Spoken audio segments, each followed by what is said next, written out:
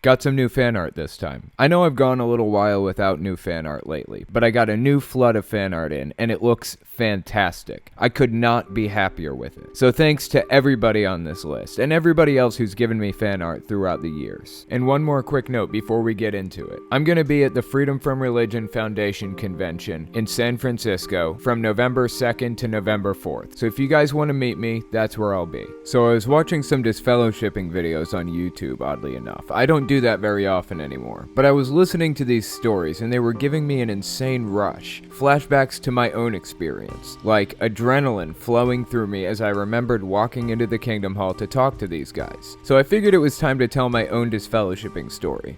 Let's get into it.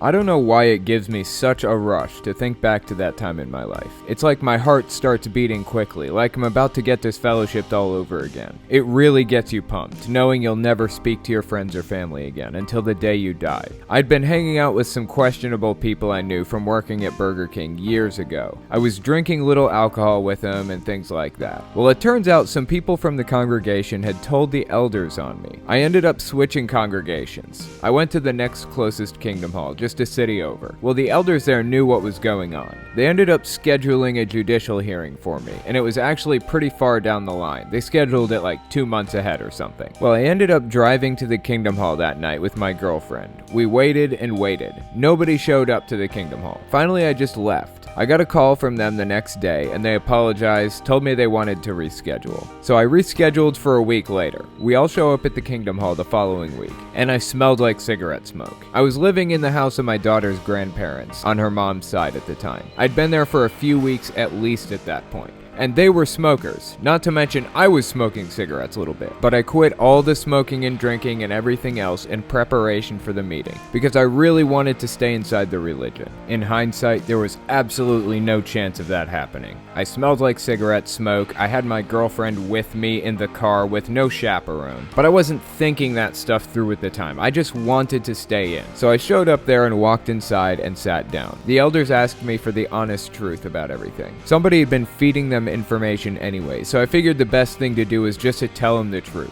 I told them that I hadn't smoked or drank or anything else for like 2 weeks. I was fresh out of it and I wanted to stay in the religion. I knew at that point my life was at a crossroads. Either they would keep me in the religion and I would start coming back to the meetings and clean things up, or they'd kick me out and I'd never set foot in a Kingdom Hall again. Well, they ended up telling me to step outside for a couple of minutes while they talked it over to decide what they were gonna do. I waited outside for like 10 minutes. It took forever. Finally, I came back in and they said they decided they were going to have to disfellowship me. Big surprise. They told me if I continued coming to meetings in about 6 months, I can have a shot at getting reinstated. I said thanks, and that was it. Stood up and walked out. I didn't even shake their hands. Honestly, I barely knew those elders. I grew up in another Kingdom Hall a city over. I only moved to that one to get away from my dad and to get away from the people who I knew were ratting on me. I felt like if I could get them out of my life, maybe I could improve my relationship with Jehovah. God, even saying that makes me cringe now. So I felt like I was very disconnected from the whole situation. But I do remember going to the other Kingdom Hall that I grew up in and hearing my name announced. They obviously announced it there because everybody there knew me, and they wanted to make sure they all knew they were supposed to shun me. It was a Wednesday night when they made the announcement. Telltale Atheist is no longer one of Jehovah's Witnesses. Of course, they used my actual name. Now, I look back on it and it feels like one of my proudest moments in a twisted way. I was rejected by my entire family in that moment. They all looked at me like I was a piece of garbage. They all felt like I was worthless, like I was just found guilty of murder, like they were ashamed to have a son who would do something so horrific and disgusting. I remember seeing the look in my mom's face. Her eyes said, well, I'm stuck with him. Can't trade him off for a better son. At least I don't have to talk to him anymore. And I blamed myself. I felt like she was right to feel that way. For years and years. I felt like if I just cleaned up my act and not had a drink with those people, maybe my mom wouldn't have been ashamed of me. I didn't even realize I was blaming myself for years, up until very recently. But it isn't my fault. None of it's my fault. It's not my failing as a son. It's her failing as a mother. It's my family's failings as family members. Shunning is wrong and disgusting, and it's a completely disproportionate response to smoking a cigarette or having a drink of alcohol. It's disproportionate to almost anything. I'm done blaming myself. We have to realize that they're the aggressors in this situation, not us. We want to live our lives. They want to do whatever it takes to prevent us from living our lives. And when you come to realize that, you'll start to feel a lot better about your situation.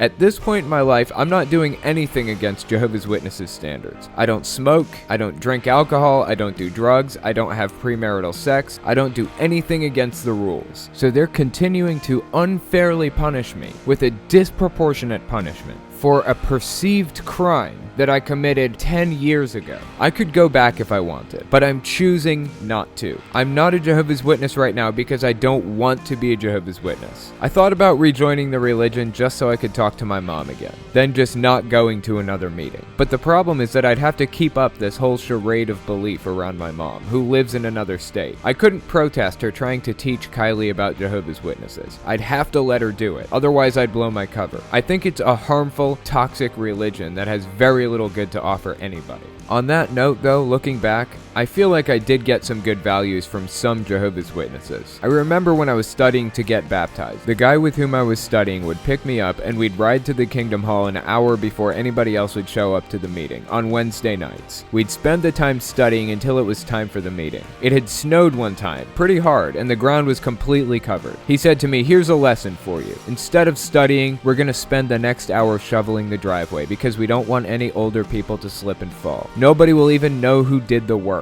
But we aren't doing it so we can receive thanks or compensation from somebody. We're doing it because we're Jehovah's people. I.e., we're doing it because we're just good people. Because we want to help. Because we don't want anybody to get hurt. We aren't trying to get anything out of the deal." That's the kind of lesson I learned most of my life. That's an ideal my mom taught me when I was growing up, and it's an ideal the elders taught me when I was studying for baptism. Altruism. And I have to agree that teaching altruism is extremely valuable. It's extremely important. In fact, it's something I've been teaching to Kylie. Do some good for mankind, not for the praise or thanks you might receive, but because you want mankind to be better off than when you got here. Honestly, I think Jehovah's Witnesses are good people, if for no other reason than because, in my experience, that's the kind of culture they fostered when I was in it. But there were a few caveats that came with it, which completely crushed any good they did for anybody. The first thing that completely ruins that good quality that they foster is the fact that they refuse to help anybody outside the organization. They only want to help people on the inside flourish. They don't give a damn for mankind.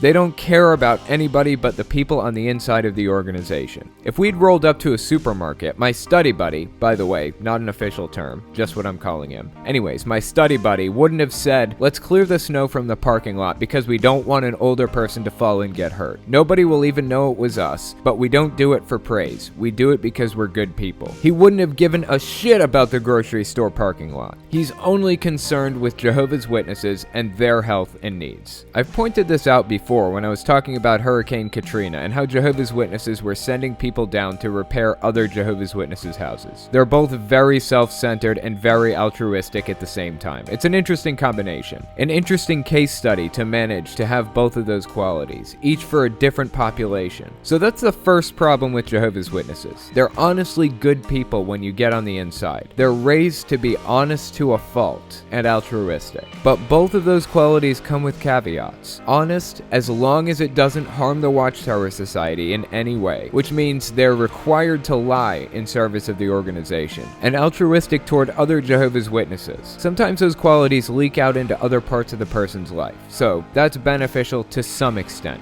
Now, I mentioned there were a few things that just disintegrated any good Jehovah's Witnesses might do for people. The altruism thing, that only really becomes useful for society if the person leaves the religion. If the person leaves, they allow that trait of altruism altruism to propagate to more than just fellow Jehovah's Witnesses. They usually try to do good for regular people too. Then there's the plethora of stuff that does real damage to people. Stuff they refuse to change, like shunning family members or refusing blood transfusions or hating the secular government so much that they refuse to involve police when there's a case of sexual or physical abuse or any other thing like that. That is toxic. That's poisonous. I don't know how they can justify that mindset to themselves, but it completely reverses any good they might teach people. Not only that, but they like to separate themselves from society. That's really unhealthy. They want to prevent members from having outside friends, which means the people's views of outsiders is easy for the Watchtower Society to mold the way they want to. They can depict anybody as anything. They can say apostates are mentally diseased and people will actually believe it because they don't know any apostates personally. All they know about them is what they're told. They're violent, they lie, they hate Jehovah, they hate his people. And honestly, we aren't helping that image when we do things to reinforce that view. What we need to do is show them that the Watchtower Society is lying about us. We're apostates, but we aren't bad people. We have their best interests at heart. We want to help. We have the same good qualities as they do. I think that's how we need to fight the religion. Anyways, that's all I've got for you. Check out my science channel and my podcast. Also check out my Discord and my Patreon, and check the secret link of the day. Usually I try to shout out a smaller YouTuber who I feel deserves the attention. So take a look at the link in the description and tell him I sent you. Thanks for watching, guys.